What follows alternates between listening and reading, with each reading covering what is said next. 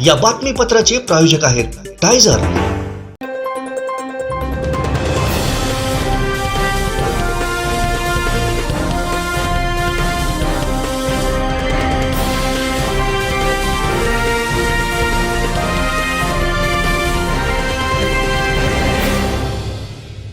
नमस्कार, आपण पाहताय कोकणचं number 1 Maha channel Konkan 7 live. बातमीपत्रात आपलं स्वागत। सुरुवात करूया हेडलाईन्सना। हेडलाईन्सचे प्रायोजक आहेत टायझर, गो रॉयल विथ ऑक्सफर्ड। मवियाची अर्चना खारेंना उमेदवारी, भजनात खासदार तल्लीन आणि 12वीच्या परीक्षेला सुरुवात। हेडलाईन्सचे प्रायोजक होते टायझर, गो रॉयल विथ ऑक्सफर्ड। आता पाहूया सविस्तर बातम्या। Shri Tuljabhavani complex 1 BHK 2 BHK and shop project by Shri Tuljabhavani developers, Gawandiwada opposite Asha park near Bharadnaka, Malvan, Sindhudurg. आपल्या स्वप्नातील घर प्रत्यक्षात। Contact details for booking. खासदार विनायक राऊत यांनी आंबेगाव येथील श्रीदेव लिंग क्षेत्रपाल मंदिरात हरिनाम सप्ताह निमित्त भजन रूपी सेवा अर्पण केली। पाहुयात हा व्हिडिओ।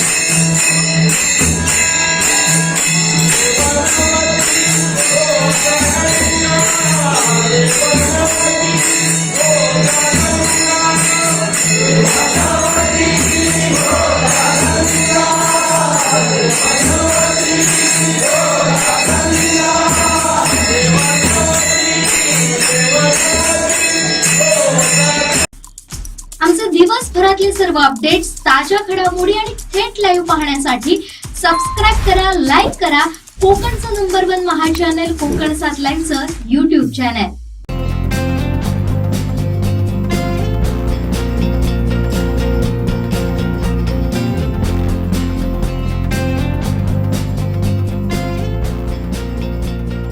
अनंत टी दे रिफ्रेश हमी।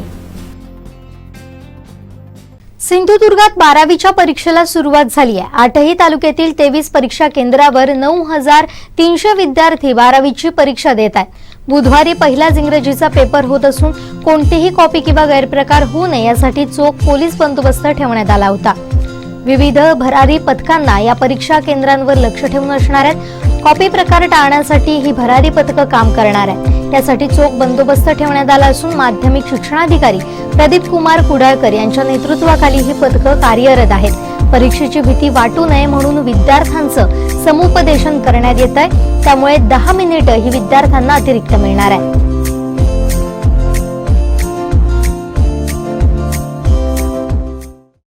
माझं नाव सिमरन गोविंद कोल्हाकर। आज आमचा इंग्लिशचा पेपर आहे 12वीचा। खरं तर इंग्लिश म्हटल्यावर सगळ्यांनाच भीती वाटते, परंतु मला एवढी वाटत नाही आहे, कारण इंग्लिशचा पेपर म्हणजे माझ्यासाठी सोपाच नेहमी जातो आणि आज माझा पूर्णपणे अभ्यास झालेला आहे। नेहमी दरवर्षी आपल्याकडे मराठीचा पेपर हा सर्वात पहिला घेतला जातो, परंतु यावर्षी इंग्लिशचा पेपर सगळ्यात पहिला घेतला जात आहे आणि त्याबद्दल घाबरायची काहीच गरज नाही आहे। जर आपला अभ्यास झाला असेल तर आपल्यासाठी कुठलाही पेपर हा नेहमीच सोपा जातो। धन्यवाद। आज पहिलाच पेपर आहे आणि तो इंग्लिशचा असतो नेहमी, त्यामुळे मुलांना थोडीशी भीती वाटणं ऑब्वियस आहे, पण तरीसुद्धा फॉर्मॅट चांगला स्टडी केलेला आहे, त्यांचं गायडन्स पण झालेलं आहे, आत्मविश्वासाने लिहितील मुलं। आणि यावेळेस एक गोष्ट ॲडिशनल चांगली झालेली आहे की त्यांना 10 मिनटं एक्स्ट्रा मिळणार, तर याचा फायदा त्यांना नक्की होईल आणि पेपर खूप छान प्रेझेंट ते करतील असा विश्वास मी व्यक्त करते। थोडीशी डिफिकल्टी लेवल त्यांना जास्त वाटते, तरीसुद्धा आताचा जो फॉर्मॅट आहे, पॅटर्न जो आहे, तो पॅसेजेस समोर असल्यामुळे त्यांची भीती आता कमी झालेली आहे आणि ते लिहायचा पूर्ण प्रयत्न करतात। आमचे दिवसभरातले सर्व अपडेट्स, ताज्या घडामोडी आणि थेट लाईव्ह पाहण्यासाठी सबस्क्राईब करा, लाईक करा कोकणचं नंबर 1 महा चॅनल कोकण 7 लाईनचं YouTube चॅनल। आयुर्वेद चिकित्सालय आणि पंचकर्म केंद्र, शरीरशुद्धीसाठी ऋतुशोधन, वमन आणि विरेचन। आजच संपर्क साधा। डॉक्टर योगेश कोडकर, MD, पंचकर्म आयुर्वेद चिकित्सालय आणि पंचकर्म केंद्र, सिद्धिविनायक अपार्टमेंट, शिवाजीनगर, कुडाळ, सिंधुदुर्ग। संपर्क 9850 82 74 42 आणि 97 64 80 85 92। वेळ संध्याकाळी 3 ते 7 वाजेपर्यंत। सावंतवाडी विधानसभा मतदारसंघ पुन्हा एकदा शरद पवारांच्या ताब्यात द्यायचा आहे, त्यामुळे महाविकास आघाडीच्या उमेदवार म्हणून राष्ट्रवादी काँग्रेस शरदचंद्र पवार पक्षाच्या कोकण विभाग महिला अध्यक्ष अर्चना घारेपर बसणार असा दावा माजी राज्यमंत्री प्रवीण भोसले यांनी केलाय। आता सर्वच पक्ष जे आहेत ते आपापल्या पक्षासाठी मतदारसंघाची मागणी करत आहे।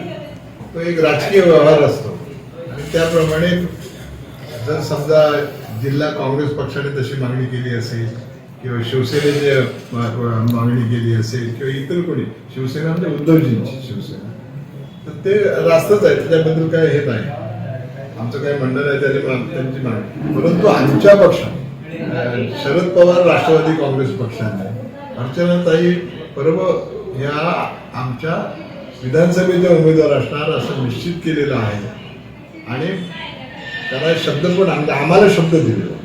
त्याच्यामध्ये मी होतो, सुरेशभाई दळवी होते, विक्टर डांटस होते आणि स्वतः ताई सुद्धा तिथे उपस्थित होत्या आणि शरद पवार साहेबांनी आम्हाला तसं गॅरंटी दिलेली आहे, खात्री दिलेली आहे, तुम्ही कामाला लागा म्हणून सांगितलेलं आहे।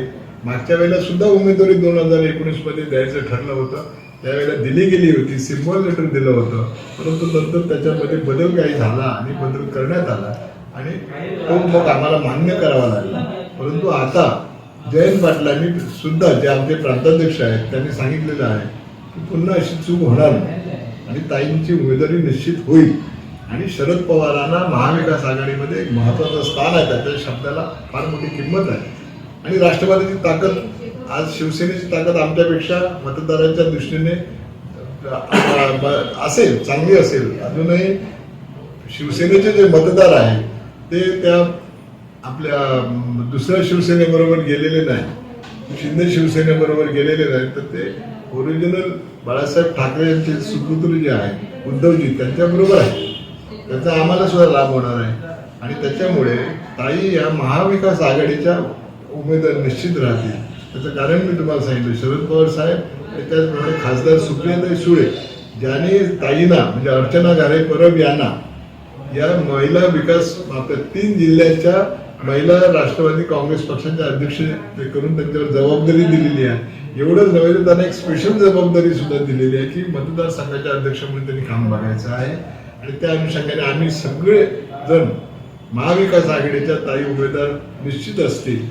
इतरांनी मागणी केली तरी सुद्धा आम्ही त्या बाबतीत काही प्रतिक्रिया देणार नाही. त्यांचं कर्तव्य ते करत राहतील दुसरे पक्ष, परंतु आमच्या राष्ट्रवादी शरद पवार काँग्रेस पक्षाच्या वतीने आणि काल सुद्धा मी वाढदिवसाच्या दिवशी स्टेजवरून जाहीर केलं की शरद पवार साहेबांना हा मतदारसंघ पाहिजे. तो माझ्या मार्फत आम्ही सांभाळत होतो. माझ्यानंतर तो दीपक केसरकर यांच्याकडे दिला गेला. दीपक केसरकरने 2009 मध्ये आमचं तिकीट घेतलं शरद पवारांचं. 2014ला ते शिवसेनेत गेले. पक्ष खिळखिळा झाला. आमचे राष्ट्रवादीचे कार्यकर्ते घेऊन ते शिवसेनेत गेले. पक्षाने त्याने फार मोठं नुकसान केलं आणि शरद पवारांना ती एक खंत आहे की त्यांचं प्रेम आहे सावंतवाडी विधानसभा मतदारसंघावर. तुम्हाला माहिती असेल की ते सावंतवाडी या दक्षिण कोकणात आल्यानंतर वेंगुर्ल्याच्या रेस्टवर त्यांचा एक एक्स्ट्रा मुक्काम असतो. एक रात्र तरी ते तिथे थांबतात. त्याचं कारण काय ते म्हणतात मला इथे आल्यानंतर शांती लागते. आणि त्याच्यामुळे त्यांचं सगळं आणि त्यांनी जे आपलं चरित्र लिहिलेलं आहे त्याच्यामध्ये सिंधुदुर्ग जिल्ह्याचा बराच 2 ते 3 पानं त्यांनी आपले संबंध कसे सिंधुदुर्गाबरोबर, वेंगुर्ल्याबरोबर आणि सावंतवाडी बरोबर राहिलेले आहेत त्याचा उल्लेख केलेला. त्याच्यामुळे या वेळेला अगदी 100% महाविकास आघाडीच्या उमेदवार या अर्चना घारे परब निश्चितपणे असतात.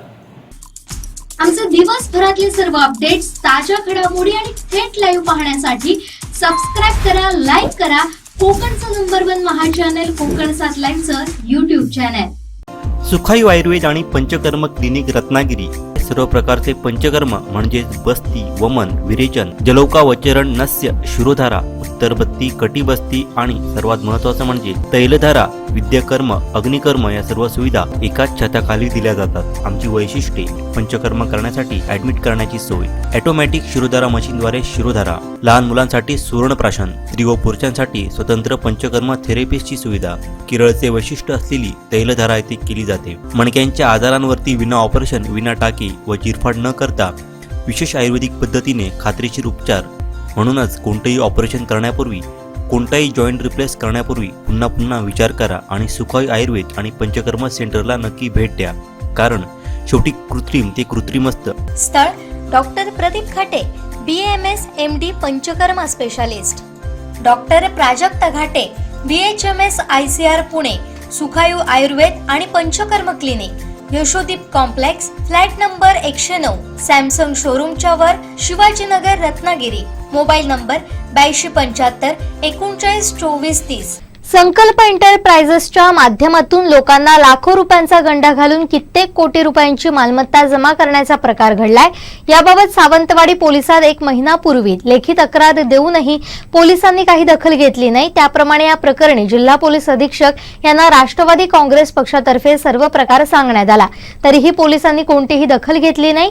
त्यामुळे या कंपनीला पोलीस संरक्षण देत आहोत, यामागे सरकारी दबाव आहे असा आरोप शरद पवार राष्ट्रवादी काँग्रेस पक्षाच्या कोकण विभाग महिला अध्यक्षा अर्चना घारे परब यांनी केला. सावंतवाडी या ठिकाणी संकल्प एंटरप्राइजेस या नावाने एक ऑफिस आम्ही पाहिलं आणि तिथे गेले काही महिन्यापासून कर्ज देण्याचं काम चालू आहे आणि दिव्यांगांना 1000 रुपये देण्याचंही काम चालू आहे. म्हणजे एक दिव्यांगांना एक त्यांच्या माध्यमातून इन्शुरन्स देणे किंवा असं त्यांचं काम चालू होतं. आणि रोज तिथे गर्दी असायची आणि आम्हाला शंका आली की हे काय प्रकार आहे, इथे एवढी गर्दी का होते, काय होते. म्हणून त्यांना आम्ही इथे बोलून घेतलं. पाटील म्हणून जी व्यक्ती आहे, जी त्याचा प्रमुख आहे, तर त्यांना इथे बोलवल्यानंतर त्यांना आम्ही प्रश्न विचारले की तुम्ही कशा पद्धतीने कर्ज वाटप करता, तुमची नोंदणीकृत संस्था आहे का, तुमचे सभासद कोण आहे, तुमचे शेअर होल्डर कोण आहे, MD किंवा CEO कोण आहे, तुमचे चेअरमन, संचालक मंडळ कोण आहे. पण त्यांना त्याचं काहीच उत्तर देता आलं नाही आणि तेव्हा आमची ती शंका जास्त बळावली आणि त्याच्यानंतर लक्षात आलं की हे 50,000 रुपये देतात, 5 लाख रुपये बदल्याला देणार, कोणतेही पेपर्स नाही, कोणतेही मॉर्गेज नाही, यांनी विदाऊट मॉर्गेज लोन देणं आणि या सगळ्या गोष्टी हँडल करणं हे या काळामध्ये कठीण आहे. मग हे कसं काय करू शकतो. आणि तेव्हाच अजून शंका आम्हाला जास्त वाटली की काहीतरी चुकीचं घडतंय. त्यामुळे आम्ही पोलीस स्टेशनला कळवलं, PIशी संपर्क साधला, त्यांना सगळे डिटेल्स दिले. त्यानंतर PIने त्यांना बोलवून घेतलं आणि दुसऱ्या दिवशी पुन्हा ऑफिस सुरू झालं. तर PIना मी विचारलं की कशामुळे, काय सगळं तुम्हाला व्यवस्थित मिळाले का कागदपत्र. तर ते म्हणाले की हा आम्ही कागदपत्र मागवले, ते उद्यापर्यंत आम्हाला पूर्तता करतायत. आणि तसंच काही दिवस ते सुरू होतं. आम्ही जेव्हा पहिल्यांदा त्यांची कंप्लेंट केली ती तारीख होती 17 जानेवारी. त्याच्यानंतर आता कितीतरी दिवस झाले आणि आता 2-4 दिवसात ते ऑफिस बंद झालं आणि काही लोकांना लोन मिळतंय किंवा आमच्या दिव्यांगांना 1000 रुपये मिळतात म्हणून आम्ही मग नंतर म्हटलं ठीक आहे बघू, लोकांना जर पैसे मिळत असतात आणि लोकांची मागणी होती की तुम्ही याच्यामध्ये पोलीस स्टेशनला जास्त कंप्लेंट करू नका, आम्हाला 4 पैसे मिळतात, त्यामुळे आम्ही म्हटलं बघू, पण तुम्ही म्हटलं पैसे देताना व्यवस्थित विचार करून द्या असं आम्ही लोकांना सूचना केल्या होत्या. आणि काही दिवसानंतर आता हे बंद पडलं. त्याच्यानंतर आम्ही सहाय्यक निबंधकांना फोन केला, पोलीस स्टेशनला फोन केला. सहाय्यक निबंधक आपल्या PI यादव मॅडम म्हणून आहेत, त्यांना फोन केल्यावर त्या म्हणाल्या की हे सगळे माझ्याकडे त्यांचं दप्तर घेऊन आलेले आणि ते म्हणत होते की आम्हाला एका दिवसात नोंदणी करून द्या, रजिस्ट्रेशन करून द्या. पण मी म्हटलं असं काही होत नाही आणि ते पण म्हणाले की हा काहीतरी मोठा गुन्हा आहे आणि काहीतरी चुकीच्या पद्धतीने लोकांना फसवणूक हे करणारी मंडळी आहेत असं मला वाटतंय. त्यामुळे आम्ही काही त्यांना एंटरटेन केलं नाही. त्यामुळे याच्यामध्ये आम्ही बाकीच्यांना सल्ला दिला त्यांच्याबरोबर आलेल्या व्यक्तींना, असं त्या म्हणाल्या की तुम्ही याच्यामध्ये पडू नका, हे काहीतरी चुकीचं घडतंय. आणि असं झाल्यानंतर आम्ही पोलीस स्टेशनला विचारलं, पोलीस म्हणाले की आम्ही त्यांची चौकशी चालूच आहे असंच ते सांगतात, त्याच्यात पुढे काय त्यांनी अजून ऍक्शन घेतलेली नाही. आता ऑफिस बंद झाल्यानंतर आता त्यांचे व्हिडिओज बाहेर येतात की मी तुमचे पैसे देणार, 29 तारखेपर्यंत पैसे देणार, 6 मार्चपर्यंत पैसे देणार. तो माणूस समोर पण येत नाही, व्हिडिओज फक्त सोशल मीडियाच्या माध्यमातून तो पाठवतो. जर लोकांचे पैसे त्यांनी घेतलेत आणि त्याचा हक्क आहे, त्यांनी इथे आलं पाहिजे, तो व्हिडिओ कसं काय पाठवू शकतो, त्यांनी लोकांना फेस केलं पाहिजे, जे काय असेल ते सांगितलं पाहिजे, पण तसं तो काही सांगत नाही. त्यामुळे आमची सर्वांची अशी म्हणजे तयारी आहे की आम्ही 29 आणि 6 तारखेनंतर हे ज्या सगळ्या गोष्टी आहेत त्या हायकोर्टमध्ये आम्ही हे करणार, CID ची चौकशी व्हावी अशी मागणी करणार आहे. आणि खरं तर याच्यामध्ये पोलीसही सामील आहेत, म्हणजे पोलीस त्यांना जर सपोर्ट करतायत तर कुठेतरी राजकीय हस्तक्षेप असू शकतो असा पण आम्हाला अंदाज आहे. त्यामुळे ह्या सर्वांनी मिळून एक सहकार्याच्या माध्यमातून एक मोठं आर्थिक कट रचलाय असं आमचा त्यांच्यावर आरोप आहे आणि त्या दृष्टीने आम्ही आता ते हायकोर्टमध्ये जाणार आहे आणि CID चौकशी व्हावी अशी मागणी करणार आहे. आणि जे सगळेजण याच्यामध्ये ज्यांचं नुकसान झालेलं आहे, ज्यांचे पैसे तिथे अडकलेले आहेत, त्या सर्वांनी आमच्याशी संपर्क साधावा आणि आम्ही त्यांच्यासाठी आम्ही प्रयत्न करणार. आणि आधी आम्ही त्यांना सूचना केलेल्या आहे, आमच्या एका जरी माणसाला फसवलं किंवा एका जरी महिलेला फसवलं तर आम्ही तुम्हाला सोडणार नाही, आम्ही तुम्हाला कुठूनही शोधून काढू असं आम्ही त्यांना आधी सांगितलेलं होतं, सूचना केल्या होत्या. पण आता त्यांना सगळे हे राजरोसपणे चाललंय, सगळे राजकीय म्हणजे सगळीकडनं सपोर्ट आहे असं वाटतंय. त्यामुळे इथपर्यंत त्यांची मजल गेलेली आहे. त्यामुळे सगळ्यांनी अलर्ट राहावं आणि अशा पद्धतीने कोणीही कोणाला पैसे देऊ नये आणि कुणी एवढं फुकट कोणाला पैसे द्यायला बसलेलं नसतं, काहीतरी चुकीच्या गोष्टी घडत असतात. त्यामुळे सगळ्यांनी अलर्ट राहावं आणि आमच्याशी संपर्क साधावा. आमचे दिवसभरातले सर्व अपडेट्स, ताज्या घडामोडी आणि थेट लाईव्ह पाहण्यासाठी सबस्क्राईब करा, लाईक करा कोकणचं नंबर 1 महा चॅनल कोकण 7 लाईनचं YouTube चॅनल. आ आ आई येस ब ब बदक क क कणीदार, ख ख खमंग ग ग गोकुळ अगदी घरच्यासारखं कणीदार खमंग म्हणजेच गोकुळ तूप. देवगड तालुक्याचं पहिलं महिला सांस्कृतिक ढोल ताशा पथक तयार करण्यात आलंय. सिंधू संजीवन संस्थेच्या माध्यमातून देवगडच्या वेगवेगळ्या ठिकाणच्या महिलांना एकत्र करून हे ढोल ताशा पथक तयार करण्यात आलंय. तेजस्वी ढोल ताशा पथक या नावानं हे पथक कार्यरत राहणार आहे. पथकाचं पहिलं वादन श्रीदेव कुणकेश्वर चरणी महाशिवरात्रीचं औचित्य साधून आणि जागतिक महिला दिनाच्या निमित्तानं श्रीदेव कुणकेश्वर मंदिर इथं होणार आहे. शिवजयंती निमित्त या पथकाचा लोकार्पण सोहळा श्रीदेव कुणकेश्वर मंदिरात उत्साहात पार पडला. यावेळी श्रीदेव कुणकेश्वर मंदिरामध्ये 21 दीप प्रज्वलित करण्यात आले.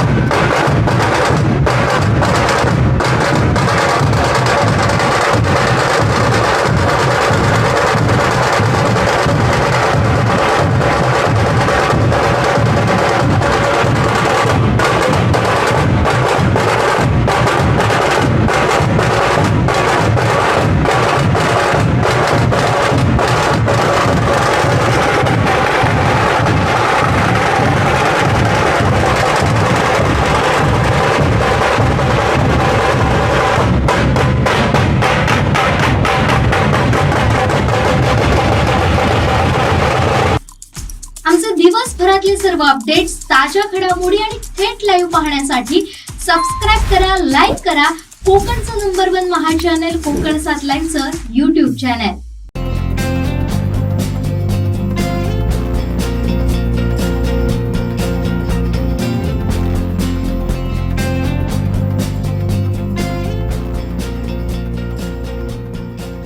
अनंत टिप्या रिफ्रेश व्हा.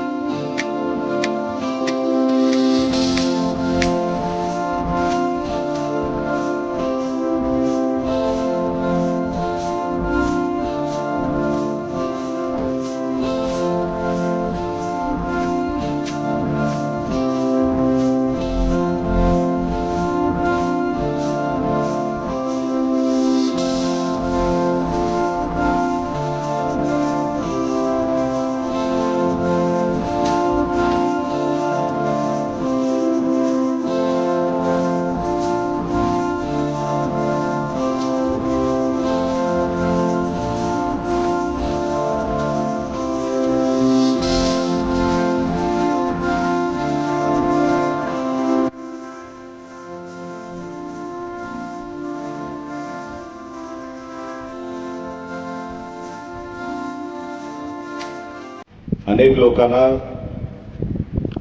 आपल्या पूर्वीची पिढी काय करून गेली, त्यांचं महत्त्व काय हे पुढच्या पिढीला कळावं असं वाटत देखील नसते. पण आमच्या ह्या मालवणच्या सगळ्या सहकाऱ्यांना नुसतं सुचलंच नाही तर कारसेवकांनी आपल्या देशासाठी दिलेलं बलिदान आणि योगदान हे दोन्ही लक्षात ठेवून आज एवढा भरगच्च कार्यक्रम इथे आपण आयोजित केला. मनापासून आपल्या सगळ्यांचे मी आभार व्यक्त करतो. जसं मी बोललो की हे सुचणं पण फार मोठं भाग्य लागतं आणि आम्हाला आमच्या जीवनामध्ये हे सगळे रत्न आम्हाला बघायला मिळाले, त्यांचे अनुभव ऐकायला मिळाले, हे माझ्यासारख्या कार्यकर्त्याचं मी भाग्य समजतो. कारण का आपल्या डोक्यात देखील येणार नाही. आता जेव्हा हडकर साहेब इकडे बोलत होते म्हणजे त्यांच्या भाषणातून आहे ना आपण त्या काळात गेलो की नाही. म्हणजे एवढं त्यांनी सोप्या शब्दामध्ये त्यांच्या भावना ज्या व्यक्त केल्या ना, म्हणजे माझ्यासारखा माणूस पण त्या युगात गेला. जेव्हा 1990 सालीचा जो प्रसंग सांगितला साहेब हडकर साहेब, तेव्हा मी 9 वर्षाचा होतो. 92चं सांगितलं तेव्हा 11 वर्षाचं होतं. जे आपल्यासारख्या रत्नांकडून हे सगळं ऐकणं हे आमच्यासाठी खरोखर आम्ही भाग्यवान आहोत की आम्हाला हे ऐकायला तरी मिळालं. या पुढच्या पिढीला हे शब्द वारंवार कानावर पडावे. काय ह्या लोकांनी सहन केलं असेल, काय ह्या लोकांवर बितलं असेल, आपण विचारही करू शकत नाही. त्याच्या अगोदरचा काळ म्हणजे छत्रपती शिवाजी महाराजांचा काळ, कसे ते मावळे लढले असतील. आपण साहेब सगळे दिन आपण साजरे करतो. Valentine day, rose day, propose day. आपण कधी मावळा डे नाही सेलिब्रेट करत. तो केला पाहिजे महाराष्ट्रामध्ये.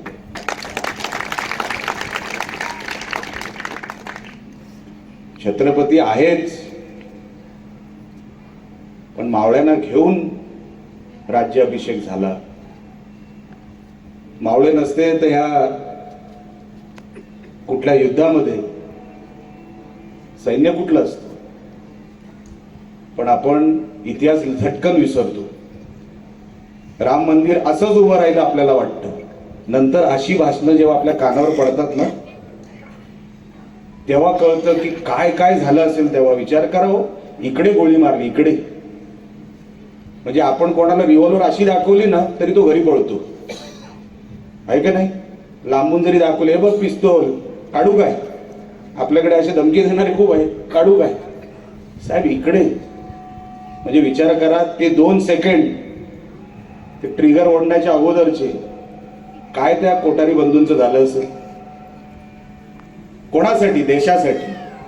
राम मंदिर काय एकच नव्हतं, पण त्या राम मंदिरला महत्व वेगळं होतं.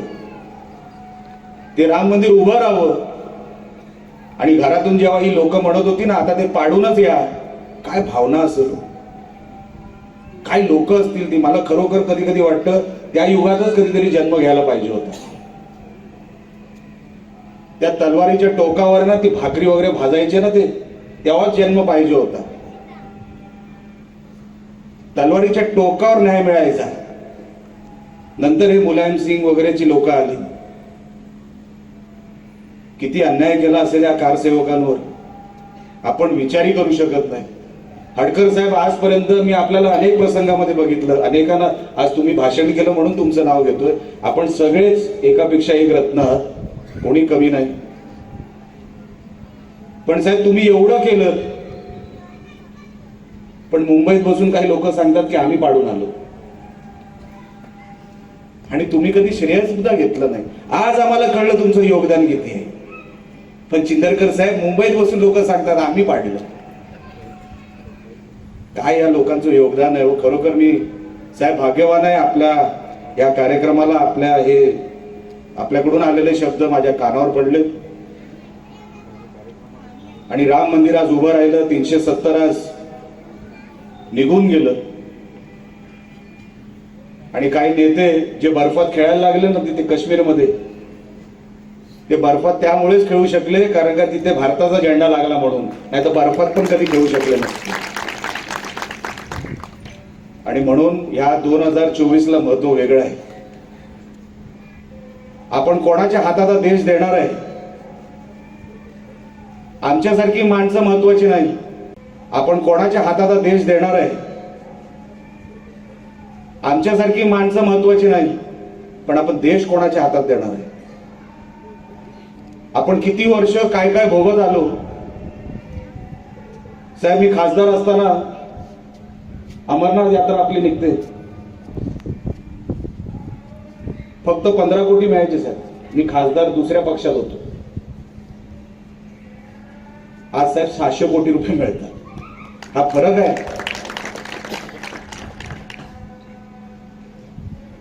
आपल्याला बारीक बारीक गोष्टी काही लोक सांगत असतील, अरे हे नाही रे बरोबर, ते नाही रे बरोबर. पण साहेब विचार करा, 26/11 सारखा हल्ला कधी आपल्या देशावर झालेला नाही. झाला कोणाच्या काळामध्ये? आता हिंमत आहे काय? आता एक गोळी तिकडून आली तर इथे डायरेक्ट सर्जिकल स्ट्राईक होतो. हा नवीन देश आहे. हा देश नवीन आहे. ही लिडरशिप नवीन आहे. पहिली आपली स्पर्धा अफगाणिस्तान आणि पाकिस्तानची व्हायची. बघा पाकिस्तान डिझेल मध्ये पुढे गेला. बघा अफगाणिस्तान मध्ये रेट काय चालले. आता आपली स्पर्धा ब्रिटन आणि अमेरिकेशी होते. आता अमेरिकेतला राष्ट्रपती सांगतो, Modiji can I have a selfie with you. तो देश कोणाचा ऐकणार नाही. मी त्या देशात अभ्यास केलेला आहे, 2 वर्ष राहिलेलो आहे. तो देश कोणालाच जुमानत नाही, पण तो आपल्या मोदी साहेबांना जुमानतो. म्हणजे ह्या देशाचं कौतुक करण्यासारखी गोष्ट आहे की आपल्या देशाची व्हॅल्यू इंटरनॅशनल मध्ये आपला स्टँडर्ड किती वाढला, किती वाढला. छोट्या छोट्या गोष्टी आहेत साहेब, विचार करण्यासारख्या गोष्टी आहेत. मी त्या पलीकडेही राहिलेलो आहे आणि आज हेही बघतोय. साहेब, आज देश वेगळ्या दिशेने चाललाय. तेव्हा मी हिंदू आहे हे सभागृहात म्हणायला बंधनं असायची. नाही, जोरसे मत बोलो, हम बीजेपी में थोडी. बंधनं असायची सभागृहाच्या आत. माझ्यासमोर अडवाणी साहेब बसून असायचे. तेव्हा स्वर्गीय सुषमा स्वराजजी तेव्हा आमच्या विरोधी पक्ष नेत्या होत्या. मुरली मनोहर जोशीजी साहेब समोर बसून असायचे. यशवंत सिन्हा साहेब असायचे, जसवंत सिंग साहेब असायचे. काय अप्रतिम भाषणं व्हायची त्यांची. पण जेव्हा ह्या बाजूनी, अरे आम्ही पण हिंदूच होतो, पण सांगायचं नाही, बोलणे का नाही. आज बघा परिस्थिती काय झाली ती. आज देशभरामध्ये फक्त हिंदूच आहे असं वाटायला, असं वातावरण तयार केलं गेलं. आणि आपल्या देशामध्ये आपण हिंदूच आहोत असं एक समाधान आहे आमच्या मनामध्ये की तेव्हा बोलू शकत नव्हतो. आणि आज ताट मानेने रस्त्यावरती कोणी गेलं तो ताट मानेने सांगतो हो, हे हिंदू राष्ट्र आहे. हो, हिंदू राष्ट्र. हा बदल हा काही साधा सुद्धा बदल नाही. 2014 मध्ये मोदी साहेबांसारख्या माणसाला या देशामध्ये पंतप्रधान व्हावं लागलं. हे सगळे कारसेवक तेव्हापासून ते आतापर्यंत किती लोकांनी बलिदान दिले असतील, काय लोकांनी कुठून आजूबाजूनी गोळ्या गेल्या असतील माहीत सुद्धा नाही. ते बिचारे बोलत सुद्धा नाहीत. आमच्या या आजी बोलू सुद्धा शकल्या नाहीत. आणि आम्ही न बोलता न काय करता सर्वात जास्त वेळ माईक आमच्या हातात असतो. ते मंदिरात जे डौलाने उभं राहताना जे दिसतंय ते फक्त तुमच्या आणि तुमच्या परिश्रमामुळे दिसतंय. त्या गोष्टीची जाणीव आमच्यासारख्या कार्यकर्त्याला आहे. मी पण साहेब जास्त वेळ आपल्याला घेणार नाही, कारण का माझ्यानंतर मला असं वाटतं काही लोक बोलतील आणि त्याच्यानंतर कार्यक्रम देखील आहे. साहेब, माझं भाग्य, मी जसं अगोदरच बोललो की आपल्या सगळ्यांना मला ऐकायला मिळालं, आपल्याला सगळ्यांना मला बघायला मिळालं. त्या गोष्टीचं भाग्य मला आहे, भाग्य मला मिळालं. त्या गोष्टीसाठी परत एकदा आयोजकांचे मी मनापासून आभार व्यक्त करतो. आमचे दिवसभरातले सर्व अपडेट्स, ताज्या घडामोडी आणि थेट लाईव्ह पाहण्यासाठी सबस्क्राईब करा, लाईक करा कोकणचं नंबर 1 महा चॅनल कोकण 7 लाईव्हचं युट्यूब चॅनल. सावंतवाडी मरगजे जमात बॉम्बे आणि सेंट्रल इंग्लिश स्कूलमधील विद्यार्थ्यांचे पालक यांच्या संयुक्त विद्यमानं खाद्य महोत्सव स्पर्धा सेंट्रल इंग्लिश स्कूल प्रशालेच्या मैदानावर पार पडली.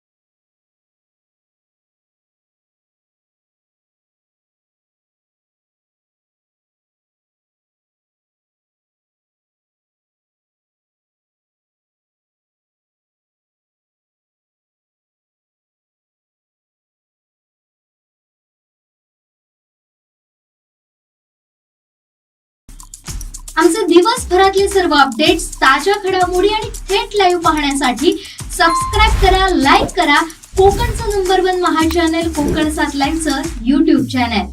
सावंतवाडी मरकजी जमात बॉम्बे संस्था संचलित सेंट्रल इंग्लिश स्कूलचे 28वे वार्षिक स्नेहसंमेलन प्रशालेच्या मैदानावर उत्साहात पार पडलं.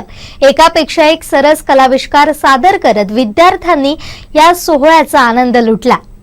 या वार्षिक स्नेहसंमेलनाला प्रमुख अतिथी माजी शिक्षणाधिकारी जिल्हा परिषद सिंधुदुर्ग रत्नाकर धाकोरकर उपस्थित होते. तसेच कार्यक्रमाचे सावंतवाडी मरकजी जमात बॉम्बे संस्थेचे अध्यक्ष इम्तियाज खानापुरी, संस्थेचे उपाध्यक्ष नासिर शेख, उपाध्यक्ष निलोफर बेग, सचिव हिदायतुल्ला खान, सहसचिव सुलेमान बेग, सदस्य रिजवान पटेल, रफिक शेख, मुश्ताक बागवान, समीर बागवान, परवेज बेग, अलिझा खान, खलील खान उपस्थित होते. या वार्षिक स्नेहसंमेलनाप्रसंगी इन्सुली गावातील असिसी संस्थेच्या सिस्टर पेट्रिना आणि सिस्टर ब्रिजिट, युवा रक्तदाता संघटनेचे अध्यक्ष दुर्गेश रमेश सूर्याजी आणि सदस्य सामाजिक कार्यात सक्रिय असणारे मोहसिन रियाज मुल्ला यांचा शाल सन्मानपत्र देऊन सत्कार करण्यात आला. तसेच 51व्या राज्यस्तरीय विज्ञान प्रदर्शनात सिंधुदुर्ग जिल्ह्याचं प्रतिनिधित्व करणाऱ्या सेंट्रल इंग्लिश स्कूलच्या विज्ञान शिक्षिका शीतल मोरजकर यांचा शाल पुष्पगुच्छ देऊन गौरव करण्यात आला.